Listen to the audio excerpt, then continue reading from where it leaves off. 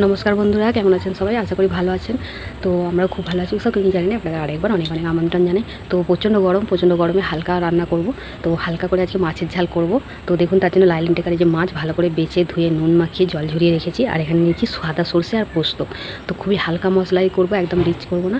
তো খেতেও ভালো লাগবে গরম ভাতের সঙ্গে, আর দারুণ টেস্টি হয়। তো আপনারা পুরো ভিডিওটা দেখুন, কিন্তু দারুণ ভালো লাগবে এই মাছের ঝালটা। তো চলুন আমি আগে মশলাটা বেটে নেব। তো সরষে পোস্তটা বেটে নেব।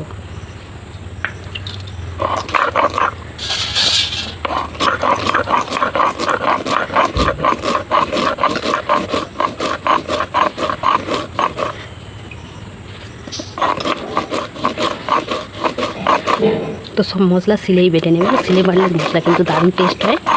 তো আমরা গ্রামের সাইডে বেশিরভাগ মশলা কিন্তু সিলে বেটেই করি।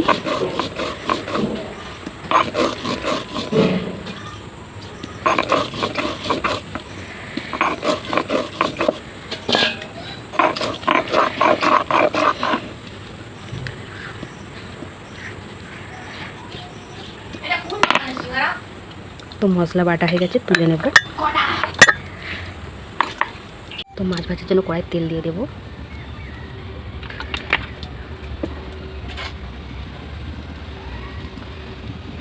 মাছটাতে আমি লবণ মাখিয়ে নুন ছড়িয়ে রেখেছি, হলুদ মাখিয়ে নেব।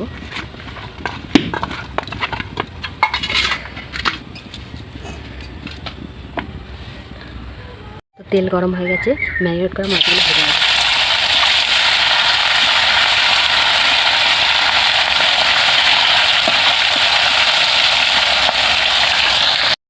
বন্ধুরা, এই মাছটাকে দুটি তিনটে পাল্টে ভেজে নিয়েছি লাল লাল করে।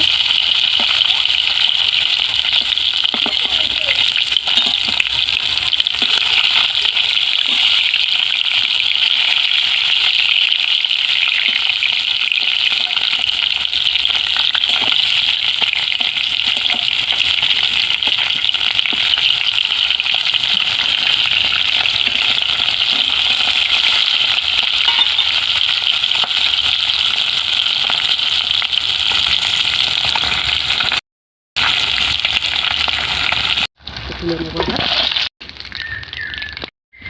সরষে পোস্তটা একটু জল দিয়ে গুলে নিয়ে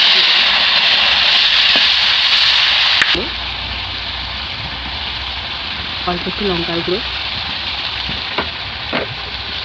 স্বাদ মতো লবণ,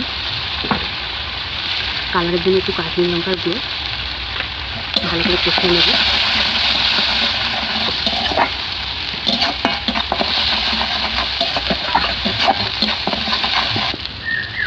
তো মশলা কষানো হয়ে গেছে, মশলা থেকে তেলও ছেড়ে দিয়েছি। তো এবার আমি এর মধ্যে দেবো জল।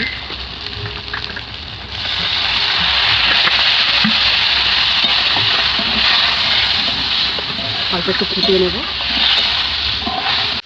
এবার ভেজে রাখা ঝোলটা ভালোভাবে ফুটে গেছে, এবার ভালো করে ভেজে রাখা মাছটাকে দিয়ে দেবো, দিয়ে ভালোভাবে ফুটিয়ে দেবো।